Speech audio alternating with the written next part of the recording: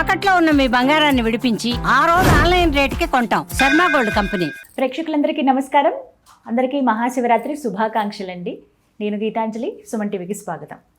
చాలామందికి ఉన్నటువంటి సందేహం, ఏ సమయంలో మేము శివాభిషేకం చేసుకోవాలి, ఎలా చేసుకోవాలి, ఎటువంటి నైవేద్యం పెట్టాలి, అసలు ఇవాళ నైవేద్యాన్ని సమర్పించవచ్చా, ఉపవాసం ఖచ్చితంగా ఉండాలా, జాగరణ ఉంటే ఆ సమయంలో ఎలా ఉండాలి, ఏ జపం చేయాలి, శివనామ స్మరణైనా, ఇంకా ఏమైనా మనం అష్టకాలు కానీ ఇవన్నీ చదువుకోవచ్చా, ఇలా చాలా సందేహాలు వచ్చేస్తూ ఉంటాయి. ఉపవాసం ఉదయం నుంచి ఉండాలా, ఎప్పుడు అవి విరమించాలి, అసలు శివాభిషేకం ఎలా చేసుకోవాలి, స్వామి అనుగ్రహం ఎలా పొందాలి, ఈ సందేహాలన్నిటికీ వాళ్ళ వీడియోలో సమాధానం తెలుసుకుందాం. వివరించేందుకు, వాటన్నిటిని నివృత్తి చేసేందుకు ప్రస్తుతం మనతో పాటు ఉన్నారు ప్రముఖ జ్యోతిష్యులు, సంకల్ప మందిర నిర్వాహకులు బ్రహ్మశ్రీ నందిభట్ల శ్రీహరి శర్మ గురువు గారు. వారితో మాట్లాడదాం.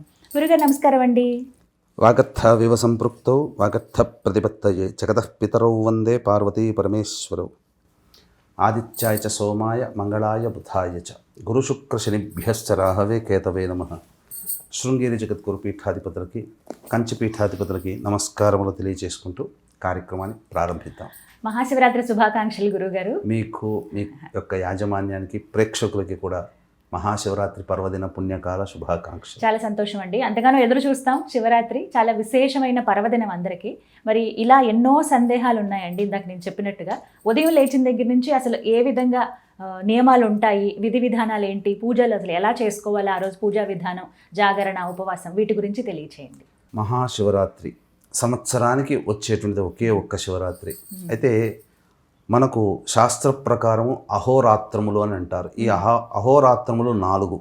1 మహాశివరాత్రి, 2 ఫాల్గుణ పౌర్ణమి, 3 శ్రీ జన్మాష్టమి, కృష్ణాష్టమి, 4 దీపావళి. ఇవన్నీ కూడా రాత్రిపూట మాత్రమే విశేషంగా పూజలు చేసేటువంటి కాలములు. అందుకనే అహోరాత్రములు అన్నారు. అయితే మనకు శివపురాణం ప్రకారము, శైవ ఆగమం ప్రకారము ఏ విధంగా మహాశివరాత్రి పర్వదినాన్ని మనం ఉపయోగించుకోవాలి, ఏ విధంగా ఆచరించాలి, అసలు శివరాత్రికి ఏ విధంగా మనం సమాయత్తం అవ్వాలి అనేటువంటి నియమాల గురించి చక్కగా సుస్పష్టంగా మనకు శైవాగమంలో చెప్పబడి ఉంది. అంటే మహాశివరాత్రి మనకి ఈ సంవత్సరం 15వ తారీఖు రోజున ఏర్పడింది. అయితే ప్రేక్షకులకు అందరికీ కూడా అద్భుతమైనటువంటి విషయం ఏంటంటే, ఈ సంవత్సరం ఆదివారంతో కలిసి రావడం. ప్రేక్షకులకు అందరికీ కూడా ఆ రోజున హాలిడే ఉంటుంది కాబట్టి అందరూ కూడా వినియోగించుకోవచ్చు.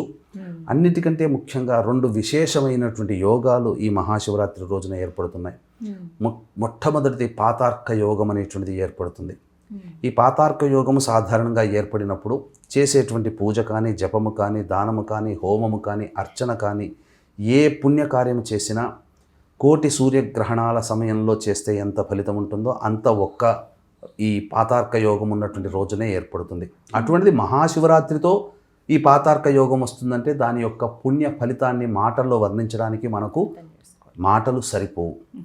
అలాగే రెండవదైనటువంటిది, మనకు ఈ మధ్య మనం చూస్తున్నట్లయితే అనేక ప్రసార మాధ్యమాల్లో ఒక పీఠాధిపతి శివకేశవుల గురించి బాగా చర్చ తీసుకుని వచ్చారు. ఇది కనువిప్పు లాంటిది. శివకేశవులకి భేదము లేదు, ఇద్దరు అభేదము. శివాయ విష్ణురూపాయ, శివరూపాయ విష్ణవే. చిన్నజీయర్ స్వామి వారు ఏదో ఆయన తెలిసి అన్నారా, అజ్ఞానంగా అన్నారా, అంతటి పండితుడికే మనం వదిలేయాలి. ఇక్కడ చర్చ అనవసరం. కాకపోతే ఎందుకు శివకేశవులకి భేదం లేదని చెప్పడానికి మహాశివరాత్రి పర్వదిన సంబంధించినటువంటిది కాలం ఏర్పడుతుంది. శివరాత్రి అనగా చాలా మటుకు మనకు ఈశ్వరుడికి సంబంధించిగా చూసుకుంటే, ఈ శివరాత్రి విష్ణు జన్మ నక్షత్రమైనటువంటి శ్రవణ నక్షత్రంతో కూడుకున్నటువంటి రోజుగా వచ్చింది. అంటే ప్రదోషకాల సమయానికి 7:27 శ్రవణ నక్షత్రం ప్రవేశిస్తుంది. మహాశివరాత్రి రోజున శివుణ్ణి కొలుచుకుంటూ విష్ణు సంబంధించినటువంటి నక్షత్రం శ్రవణ నక్షత్రం ఉన్నటువంటి రోజున ఇద్దరినీ కలిపి పూజించినటువంటి పుణ్య ఫలితాన్ని ప్రేక్షకులందరూ పొందుతారు. కాబట్టి ఇక ఈ అద్భుతమైన యోగాలు ఉన్నాయి. అయితే శివపురాణం ప్రకారము చెప్పబడినటువంటిది, శివరాత్రికి ఎల్లప్పుడూ కూడా ముందు రోజు అనగా చతుర్దశి తిథి, ప్రదోషకాల సమయం నుంచి చతుర్దశి తిథి ఉంటేనే దాన్ని మహాశివరాత్రిగా మనం పరిగణించాలి. కాబట్టి ఈ 15వ తారీఖు రోజున సూర్యాస్తమయం కంటే ఈ యొక్క చతుర్దశి తిథి ఉంది కాబట్టి సంపూర్ణంగా 15వ తారీఖే మహాశివరాత్రి. అయితే త్రయోదశి తిథి నుంచి దీనికి సమాయత్తం అవ్వాలి అని చెప్పి మనకు శాస్త్రంలో చెప్పబడి ఉంది. కాబట్టి ఈ త్రయోదశి తిథి రోజున చక్కగా అంటే మధ్యాహ్నం 12 గంటలకల్లా భోజనం చేసేస్తే శనివారం రోజున 5 గంటలకల్లా జీర్ణమైపోతుంది శరీరంలో. కాబట్టి సాయంకాల ప్రదోషకాల సమయానికల్లా కూడా పూర్తిగా శిరస్సుతో పూర్తిగా శిరస్నానం ఆచరించాలి. ఈ ఆచరించిన తర్వాత అప్పుడు శివాలయానికి చేరుకొని ముందుగా నవగ్రహాల చుట్టూ శివాయ నమః అంటూ 27 ప్రదక్షిణలు చేసి ఆ యొక్క శివాలయంలో గణపతికి ఉంటే గనక గణపతికి, అలాగే కుమారస్వామికి, అమ్మవారికి నమస్కారం చేసి తదనంతరం ఈశ్వరుని దగ్గర నిలబడి ఆ స్వామికి అర్చన జరిపించి ఇలా అంజలి ఘటించి, ఓ పరమేశ్వర, నీ యొక్క దివ్య అనుగ్రహం వల్ల నేను ఈ యొక్క మహాశివరాత్రి పర్వదినాన్ని నీ కోసమే నేను చేయదలుచుకున్నాను. నాకు శక్తిని భక్తిని చేసే విధానాన్ని నాకు ప్రసాదించు. నీ వల్ల నీ యందు సదా అనురక్తిగా ఉండి నీ యందే ధ్యాస కలిపే విధంగా నా మనస్సుని కట్టడి చెయ్యి అని చెప్పి అంజలి ఘటించి ఆ పరమేశ్వరుని వేడుకొని, అలాగే నందీశ్వరుని దగ్గరికి వచ్చి కూడా ఆ నందీశ్వరునికి కుడి చెవిలో చెప్పి ఈ చెప్పినటువంటి విధానంగానే 2 శృంగంలో గుండా పరమేశ్వరుని దర్శించుకొని, నందీశ్వర, ఈశ్వరునికి నా మాటగా నీవు చెప్పు అని చెప్పి తదనంతరం చక్కగా ఆ యొక్క సంబంధించిన దేవాలయం నుంచి నిష్క్రమణ చేసుకొని ఇంటికి వచ్చి ఆ రోజున వీలైతే భూషయనం చేసుకుంటే చాలా మంచిదమ్మా. ఆ రోజున ఫలహారం భుజిస్తే సరిపోతుంది, భోజనం భుజించకూడదు. తర్వాత మద్యపానము, ధూమపానము, మాంసాహారము ఇవన్నీ నిషేధము, దాంపత్యము కూడా నిషేధము. ఆ యొక్క శనివారం రోజున అంతా కూడా పరమేశ్వరుని మనస్సులో ధ్యానం చేసుకొని చక్కగా తెల్లవారితే శివరాత్రి నేను ఎంతో గొప్పగా చేసుకోవాలి, నా మనస్సులో అంతా పరమేశ్వరుని అనుగ్రహమే కావాలి, శివాజ్ఞ లేనిదే చీమైన కుట్టదు, ఈ యొక్క కార్యక్రమం మీరు వీక్షించాలన్నా, ఈ కార్యక్రమాన్ని మేము చేయాలన్నా ఆ పరమేశ్వరుని యొక్క ఆజ్ఞ ఉంది కాబట్టే సకాలానికి ఈ సమయానికి చేయడం జరిగింది. కాబట్టి ఆ పరమేశ్వర ఆజ్ఞగా భావిస్తూ చక్కగా తెల్లవారి శివరాత్రి రోజున ఎలా చేసుకోవాలి నాకు అని చెప్పి కలలు కంటూ నిద్రపోవాలి. తదనంతరం బ్రహ్మముహూర్త కాలంలో 3 నుంచి 4 గంటల మధ్యకాలంలో నిద్రలేచి కాలకృత్యాదులు తీర్చుకొని ముందుగా చక్కగా కుంకుమ లేదా విభూతి ధరించి పూజా మందిరంలోకి చేరుకొని ఆవు నేతితో దీపారాధన చేసి శివచిత్ర పరివార పటానికి గన్నేరు పూలమాల కానీ, మల్లెపూలమాల కానీ, బిల్వదళ మాల కానీ సమర్పించి శివ సహస్రనామ పారాయణం చేయాలి. చేసిన తరువాత ఆ తదనంతరం ఉదయిస్తున్నటువంటి సూర్యునికి దగ్గర ఇలా అంజలి ఘటించి నమస్కారం చేసి సూర్యాష్టకం 6 సార్లు పారాయణం చేయాలి. చేసిన తర్వాత ఆ ఉదయిస్తున్నటువంటి సూర్యుడికి నమస్కారం చేసుకుంటూ, ఓ సూర్య భగవానుడా, మళ్ళీ ఇలాగే అంజలి ఘటిస్తూ, ఓ సూర్య భగవానుడా, ఈరోజు శివరాత్రి నేను మనస్ఫూర్తిగా చేయాలని సంకల్పం చేసుకున్నాను, పరమేశ్వరుని అర్చించాలనుకున్నాను, నాకు ప్రధానంగా అర్చించగలిగే శక్తిని ప్రసాదించమని ఆ యొక్క సూర్యనారాయణని వేడుకోవాలి. ఎందుకంటే సూర్యనారాయణ కిరణాలు మన శరీరం మీద పడ్డప్పుడు ఆ అంజలి ఘటించి వేడుకున్నటువంటి కారణం చేత ఆ సూర్యనారాయణుడే మనం ఆ రోజంతా కూడా ఉపవాస నియమాన్ని పాటించే విధంగా మనకు శరీరానికి కిరణాల ద్వారా శక్తిని ప్రసాదిస్తాడు. ఆ విధంగా వేడుకున్న తర్వాత 6 సార్లు సూర్యుడికి సూర్యనామాన్ని ఓం సూర్యనారాయణ మహా తర్పయామి అంటూ 6 సార్లు తర్పణాలు వదిలిన తర్వాత ఆ రోజంతా కూడా శివరాత్రి రోజున ఒక్కసారి మనం పఠిస్తే ప్రతి సెకను కూడా అమృతతుల్యము, అమూల్యమైనటువంటిది. కాబట్టి ఏ పని చేస్తున్నా, ఎక్కడికి పోతున్నా, నడుస్తున్నా, ఏం చేస్తున్నా మనస్సులోనైనా కానీ బయటికైనా కానీ శివనామస్మరణ చేయాలి. మనకు సాక్షాత్తు శృంగేరి పీఠాధిపతులు మనకు ఉపదేశం చేసినటువంటిది నమఃశంకరాయ నమఃశంకరాయ నమఃశంకరాయ, లేదా శివాయ నమః శివాయ నమః శివాయ నమః, ఈ నామాల్ని జపించాలి తప్ప శివపంచాక్షరి సంబంధించినటువంటి ఓం నమః శివాయ అనేటువంటిది జపించకూడదు. సామాన్య ప్రజలకి ఇది ఉపదేశం లేనిదే చెయ్యకూడదు. ఈ విధంగా నామజపం చేస్తూ ఉండాలి. తదనంతరం చాలామందికి ఉండేటువంటి విధానం ఏంటంటే, ఈ సంబంధించినటువంటి శివారాధన అందరికీ మహాశివరాత్రి అంటే అందరికీ గుర్తొచ్చేది అభిషేకము, జాగరణ, ఉపవాసం ఇట్లాంటివి. ఇవన్నీ కూడాను ఉండేటివే. కానీ దేవాలయానికి వెళ్ళి అభిషేకం చేసుకోవాలనే ఆలోచన చేసేవాళ్ళు కొంతమంది ఉంటారు. కానీ ఇక్కడ గమనించాల్సింది ఏంటంటే, చాలామందికి ఈ మధ్యకాలంలో మన ఇంట్లో మనం చేసుకునే విధంగా ఉంటే బాగుండు కదా, మనము ఈశ్వరునికి అభిషేకం చేసుకుంటాం కదా అని చెప్పానంటారు. ఇంట్లో ఉన్నటువంటి రాతి శివలింగాలకి, ఏదైనా స్ఫటిక శివలింగాలకి ఉంటే చేసుకుంటే మంచిదే. కానీ ఈ యొక్క కలియుగంలో చెప్పబడినటువంటిది పుట్టమన్నుతో చేసినటువంటి శివలింగము చాలా ప్రభావవంతమైనది. కాబట్టి ఇటువంటి పుట్టమన్నుతో శివలింగాన్ని మనకు శివ పురాణం ప్రకారం ఏ విధంగా చేసుకోవాలో శాస్త్రజ్ఞులు మనకు తెలియచేశారు, శాస్త్ర పురుషులు. అయితే వీక్షించేటువంటి ప్రేక్షకులకి కూడా ఈ యొక్క మహాశివరాత్రి పర్వదినం సందర్భంగా మీ యొక్క సంకల్పం నెరవేరాలి అనే సదుద్దేశంతో 15వ తారీఖు రోజున ప్రదోషకాల సమయంలో కాశీ విశ్వేశ్వరుని దేవాలయ ప్రాంగణ సమీపంలో సాయంకాలం రుద్ర పారాయణాలు, రుద్రాభిషేకాలు జరపబడతాయి. అవకాశం ఉన్నవాళ్ళు 15వ తారీఖు సాయంత్రం 6 గంటల లోపల మీ గోత్రనామాలు నమోదు చేసుకోవచ్చు. అలాగే 17వ తారీఖు రోజున సూర్యగ్రహణము, పంచగ్రహ కూటమి, మాఘ అమావాస్య కుంభరాశిలో ఏర్పడుతుంది. మన భారతదేశంలో కనిపించదు. పాటించాల్సిన నియమాలు కానీ ఆచారాలు లేవు. అయినా ప్రభావం కొన్ని రాశుల మీద ఉంటుంది. కుంభరాశి మీద ఏర్పడుతున్న కారణం చేత వృషభ, మిథున, కర్కాటక, సింహ, తుల, వృశ్చిక, మకర, కుంభమీన రాశిలో జన్మించిన వారికి ఈ సంబంధించినటువంటి గ్రహణ దోష నివారణ పూజల హోమాలు 17వ తారీఖు రోజున మధ్యాహ్నం 3 గంటలకి జరిపించి చండీ హోమము, మృత్యుంజయ, రుద్ర, సుదర్శన హోమాలు జరిపించి శనీశ్వర నివారణ హోమాలు జరిపించడం జరుగుతుంది. అవకాశం ఉన్నవాళ్ళు 17వ తారీఖు మధ్యాహ్నం 1 గంట లోపల మీ గోత్రనామాలు నమోదు చేసుకోవచ్చు. శక్తిపాతం చేసిన కరుంగలిమాల ఇవ్వడం జరుగుతుంది. శివ పురాణం ప్రకారం శివలింగాన్ని ఏ విధంగా తయారు చేసుకోవాలి? స్వచ్ఛమైనటువంటి పుట్టమన్ను అనేటువంటిది ఈ సంబంధించినటువంటి పూజా స్టోర్లో దొరుకుతుంది. ఆ పూజా స్టోర్లో ఆ పుట్టమన్ను తెచ్చుకోవడము, అలాగే పంచవృక్షాల నీడన ఉన్నటువంటి మన్ను కూడా తీసుకొని రావాలి. అంటే తులసి వృక్షము, అలాగే మారేడు వృక్షము, రావి వృక్షము, అలాగే మర్రి చెట్టు వృక్షము, జమ్మి వృక్షము, మోదుగ వృక్షము, ఈ 6 సంబంధించినటువంటి వృక్షాల్లో ఏది మీకు దగ్గరగా అందుబాటులో ఉంటే ఆ వృక్షాల దగ్గర ఉన్నటువంటి ఉత్తరం వైపు పాకుతున్నటువంటి వేరు దగ్గర ఉన్నటువంటి మట్టిని తీసుకొని వచ్చి బాగా మెత్తగా దంచి ఈ పుట్టమన్నులో జల్లెడపట్టి, ఈ పుట్టమన్ను కూడా జల్లెడపట్టి మెత్తదైనటువంటి పుట్టమన్నుని మనం ఒక రాశిగా పోసుకోవాలి.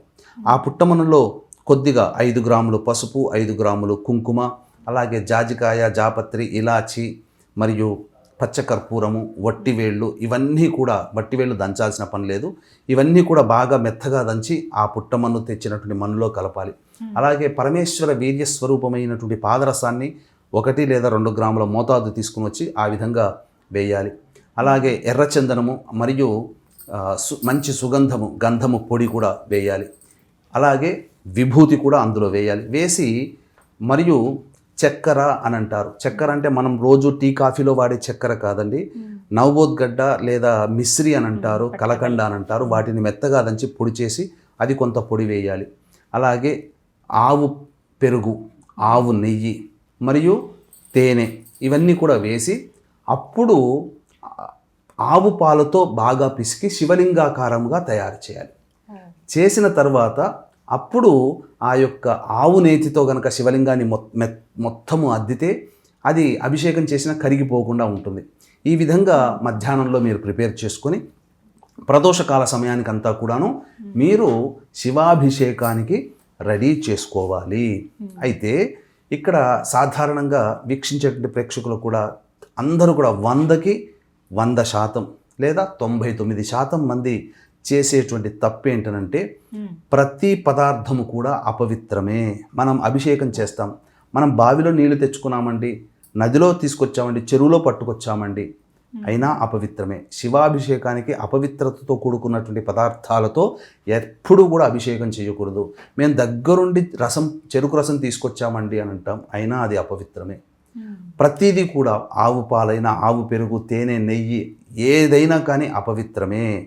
కాబట్టి అపవిత్రమైనటువంటి వస్తువులతో అభిషేకం చేయకూడదు. ఎలా అపవిత్రమైందని అంటారా? మీరు నీరు తీసుకుని వస్తారు, కానీ ఆ బావిలో ఉన్న నీరు, నదిలో ఉన్న నీరు చేపలు తాకి ఎంగిలి చేస్తే అవి నీరు అపవిత్రమవుతాయి కదా.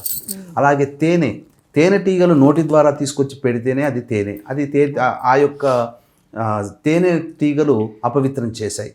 ఇలా ఆవు పాలు, దూడ మొదలు తాగి పొదుగుని అపవిత్రం చేస్తుంది. ఇలా చూసుకుంటే ప్రతి పదార్థంలో అపవిత్రత. కాబట్టి ఈ పదార్థంలో అపవిత్రత మనం చేస్తున్నామా? తెలియక చాలామంది తప్పులు చేస్తున్నాం. ఈ అపవిత్రత పొందినటువంటి పదార్థాలని మనము అమృతీకరణం చేయాలి. అమృతీకరణం చేయాలి అంటే మనకు గమనించుకున్నట్లయితే గరుడ ముద్ర అనేటువంటిది ప్రదర్శన చేయాలి. కాబట్టి అభిషేక ద్రవ్యములన్నీ కూడా మీరు సాయంకాల ప్రదోషకాల సమయానికి ఈ సంబంధించినటువంటి గరుడ ముద్ర అనేది ఆ ద్రవ్యములన్నీ దగ్గర పెట్టుకొని మంచినీటి బిందె పెట్టుకుంటారు కదా, అవన్నీ పెట్టుకొని ఇప్పుడు ఈ సమయంలో ప్రదోషకాల సమయం అనగా 6:13 సూర్యాస్తమయం అవుతుంది. కాబట్టి అప్పుడు మీరు 6 గంటల కల్లా ఈ సంబంధించిన వస్తువులన్నీ శివలింగంతో సహా మీరు ఉత్తరం వైపు ఫేస్ పెట్టాలి. ఎందుకంటే మనకు ఉత్తరాన హిమాలయాలు ఉన్నాయి, కాశీ విశ్వేశ్వరుడు కూడా ఉత్తరం వైపునే మనకు ఉంటాడు, మన యొక్క ఏ ప్రాంతంలో ఉన్న వాళ్ళకైనా. కాబట్టి ఉత్తరం వైపున ఈ విధంగా పెట్టుకొని శివలింగము మనం పెట్టుకున్న తర్వాత అభిషేకం చేసిన తర్వాత జలాలు వెళ్ళిపోయే ఆ పానపట్టము కూడా ఉత్తరం వైపు చూస్తూ ఉండాలి. ఈ విధంగా ఉండి తూర్పు వైపున పెట్టుకుంటే శివలింగం ఉత్తరం వైపునే పెట్టుకోవాలి. ఉత్తరం వైపే పానపట్టము అభిషేకం చేసిన నీరు ఇలా ఉత్తరం వైపే ఉండాలి. ఉత్తరం వైపైనా మనం ఫేస్ పెట్టవచ్చు, లేదా తూర్పు వైపునైనా కానీ ఫేస్ పెట్టవచ్చు. ఇది మనం చేయాల్సినటువంటిది. తదనంతరం చక్కగా ఇంతకుముందు చెప్పినట్టుగా అన్ని పదార్థాలు, అన్ని రకాల పండ్ల రసాలన్నీ తీసుకుని వచ్చిన తర్వాత గరుడ ముద్ర వేయాలి. అప్పుడు ఆ యొక్క ద్రవ్యంలో ఉన్నటువంటి అపవిత్రత దోషమంతా కూడా తొలగిపోతుంది. గరుడ ముద్ర ఏ విధంగా వేయాలో తెలియచేస్తాను. ఈ విధంగా 2 అరచేతులు ఇలా చూసిన తర్వాత ఎడమ అరచేతిని ఇలా పెట్టుకోవాలి. కుడి అరచేతితో ఉన్నటువంటి ఎడమ బొటన వేలు కుడి బొటన వేలుని ఈ విధంగా జంటగా కలిపితే ఇది గరుడ ముద్ర అవుతుంది. చూశారు కదా, ఇది గరుడ ముద్ర అంటే పక్షి ఆకారం రెక్కలుగా ఉంది. ఇలా పక్షి ఆకారం రెక్కలుగా ఉన్నటువంటి గరుడ ముద్రని మంచినీటి బిందెకి, అలాగే పండ్ల రసాలకు సంబంధించినటువంటి గిన్నెలకి ఇలా చూపించినట్లయితే, ఇది గరుడ ముద్రను చూపిస్తే ఆ పదార్థములన్నీ కూడా ఏంటంటే ఈ ముద్ర చూపిస్తే అవుతాయనంటే, మరి ఎంతోమంది అయ్యప్ప స్వామి దీక్ష తీసుకున్నటువంటి వాళ్ళు పూజ చేసే సందర్భంగా అయ్యప్ప స్వామి పూజ చేసే తంత్రులు ఎవరైతే ఉంటారో ఆ పూజ మంత్రము నోటితో కాకుండా కేవలం ముద్రల సహాయంతోనే ఆ పూజ అంతా ముగిస్తారు. ఇదే పూజా విధానంలో అనేక పూజా విధానాలు ఉన్నాయి. మంత్రం ద్వారా చెప్పేటువంటిది, తంత్రం ద్వారా చేసేటువంటిది. ఈ తంత్ర ప్రకారము మనం ఈ విధంగా చేయాలి. తదనంతరం అభిషేకం అనేటువంటిది 4 కాలాలు, 4 సమయాలు, 4 జాములు, 4 యామములు అంటారు. ఏ విధంగానైనా పిలుచుకోవచ్చు. ప్రతి జాములో కూడా మనం కొన్ని పదార్థాలతో అభిషేకము చేయాలి. అలాగే అలంకారము, అలాగే అర్చన, అలాగే ఏ మంత్రము జపించాలి అన్నీ కూడా మనకు ఈ యొక్క శాస్త్ర ప్రకారం చెప్పబడి ఉన్నాయి. కాబట్టి సాయంకాలం 6 గంటల 6 నిమిషాల నుంచి 9 గంటల 5 నిమిషాల మధ్య కాలంలో ఆవు పాలతో పరమేశ్వర లింగాన్ని అభిషేకం చేయాలి. చేసిన తర్వాత గంధముతో అలంకరించి పచ్చని పూలతో అర్చన చేయాలి. నైవేద్యముగా పెసర పొంగలి, నువ్వు పొంగలి అన్నట్టుగా పెసర పొంగలి నైవేద్యముగా పెట్టాలి. ఈ యొక్క సమయంలో ఖచ్చితంగా జపించాల్సింది కనీసం 108 సార్లు తక్కువ కాకుండా జపించాల్సినటువంటిది ఓం హ్రీం ఈశానాయ నమః. ఇక తదనంతరం 2వ సమయం అనేటువంటిది రాత్రి 9 గంటల 30 నిమిషాల నుంచి మధ్యరాత్రి 12 గంటల వరకు ఉంటుంది. ఈ సమయంలో అభిషేకము ఆవు పెరుగుతో అభిషేకం చేయాలి. అలాగే అలంకారం విభూతితో అలంకారం చేసి జాజి పూలు మరియు తులసి దళాలతో అర్చన చేయాలి. వీక్షించేటువంటి ప్రేక్షకులు ఇక్కడ గమనించాల్సింది, ఎల్లవేళలా కూడా అభిషేక ప్రియుడైనటువంటి పరమేశ్వరునికి అర్చన తులసి దళాలతో చేయకూడదు, కానీ ఒక్క శివరాత్రి రోజున మాత్రము చేయవచ్చు. అందుకనే ఈ 2వ సమయంలో ఈ సంబంధించినటువంటి జాజి పూలు, మల్లెపూలతో, తులసి దళాలతో ఈ సమయంలో అర్చన చేయడం. అలాగే నైవేద్యముగా బెల్లం పాయసం నైవేద్యంగా పెట్టాలి. ఈ యొక్క సమయంలో జపించాల్సింది 108 సార్లు జపించాల్సిన మంత్రం ఓం హ్రీం అఘోరాయ నమః. ఇక 3వ సమయము చాలా అమూల్యమైనటువంటిది, చాలా అమృతతుల్యమైనటువంటిది, చాలా ప్రభావవంతమైనటువంటిది. ఈ సమయంలోనే మనకు లింగోద్భవ కాలం అనేటువంటిది నిమిడి ఉంటుంది. వీక్షించేటువంటి ప్రేక్షకులు కూడా యొక్క సంబంధించినటువంటి మహాశివరాత్రి సందర్భంగా మీ యొక్క సంకల్పం నెరవేరాలనే ఉద్దేశంతో కాశీక్షేత్రంలో మహాశివరాత్రి రోజున విశ్వేశ్వరుని దేవాలయ ప్రాంగణ సమీపంలో రుద్రపారాయణము, రుద్రాభిషేకాలు జరపబడతాయి. అవకాశం ఉన్న వాళ్ళు ఈ యొక్క కార్యక్రమంలో నమోదు చేసుకోవడానికి 15వ తారీఖు సాయంత్రం 6 గంటల లోపల మీ గోత్రనామాదులు నమోదు చేసుకోవచ్చు. అలాగే 17వ తారీఖు రోజున పంచగ్రహ కూటమి, మాఘ అమావాస్య, సూర్యగ్రహణం కుంభరాశిలో ఏర్పడుతుంది. మన దేశంలో కనిపించదు. కనిపించని గ్రహణానికి ఆచారాలు, నియమాలు పాటించాల్సిన అవసరం లేదు. కానీ కుంభరాశిలో ఏర్పడుతున్నటువంటి కారణం చేత వృషభ, మిథున, కర్కాటక, సింహ, తుల, వృశ్చిక, మకర, కుంభమీన రాశిలో జన్మించిన వారికి ఈ యొక్క దోషం ఉంటుంది. కాబట్టి 17వ తారీఖు మధ్యాహ్నం 3 గంటలకి కాశీక్షేత్రంలో గ్రహణ దోష నివారణ పూజలు, హోమాలు, చండీ హోమము, మృత్యుంజయ, రుద్ర, సుదర్శన, కాలభైరవ, శని దోష నివారణ హోమాలు జరిపించి శక్తిపాతం చేసినటువంటి కరుంగలి మాల ఇవ్వడం జరుగుతుంది. అవకాశం ఉన్న వాళ్ళు 17వ తారీఖు మధ్యాహ్నం 1 గంట లోపల ఈ కార్యక్రమంలో మీ గోత్రనామాదులు నమోదు చేసుకోవచ్చు. ఇక 3వ కాలము అత్యంత ప్రభావవంతమని చెప్పుకున్నాం కదా. మధ్యరాత్రి 12 గంటల 20 నిమిషాల నుంచి తెల్లవారుజామున 3 గంటల 5 నిమిషాల వరకు ఉంటుంది. అభిషేకము ఆవు నెయ్యి, నైవేద్యము గారెలు లేదా నువ్వుల అన్నము, నువ్వుల పులగం అంటారు, ఇవి పెట్టాలి. తదనంతరం బిల్వ దళాలతో మరియు ఎర్రటి పుష్పాలతో అర్చన చేయాలి. ఈ యొక్క సమయంలో జపించాల్సినటువంటి మంత్రం ఓం హ్రీం వామదేవాయ నమః. ఇక ప్రధానంగా చాలామంది అడిగేటువంటిది ఈ యొక్క సంబంధించినటువంటి లింగోద్భవ కాల సమయం ఎప్పుడండి అని అంటారు. ఈ లింగోద్భవ కాల సమయము రాత్రి 12:25 నుంచి 12:36 వరకు ఉంటుంది. ఈ సమయంలో మనకు చెప్పబడినటువంటిది శాస్త్ర ప్రకారం ఏంటంటే బ్రహ్మ విష్ణువుల మధ్య ఉన్నటువంటి తగాదాని తీర్చడం కోసం ఈశ్వరుడు లింగ రూపంలో వెలిసినటువంటి సమయం. ఈ సమయము శివరాత్రులు మొత్తంలో కల్లా చాలా ప్రభావవంతమైనది. కాబట్టి ఈ శివరాత్రి మొత్తంలో పూజ చేయడానికి కుదరకపోయినా కనీసం మధ్యరాత్రి 12:25 నుంచి 12:36 మధ్యకాలంలో పరమేశ్వర లింగానికి ఏకధారగా నమశ్శంకరాయ నమశ్శంకరాయ శివాయ నమః శివాయ నమః అంటూ ఏకధారగా ఆవునేతితో అభిషేకం చేయడము, అలాగే శివుని అష్టోత్తరముతో బిల్వదళాలతో అర్చన చేయడం చేసిన మానవుడి యొక్క కోరిక అతి శీఘ్రంగా నెరవేరుతుంది. సమస్త పాపములు చేసినటువంటి అన్నీ కూడాను ఆ పరమేశ్వరుని దివ్యానుగ్రహం వల్ల నశించిపోతాయి.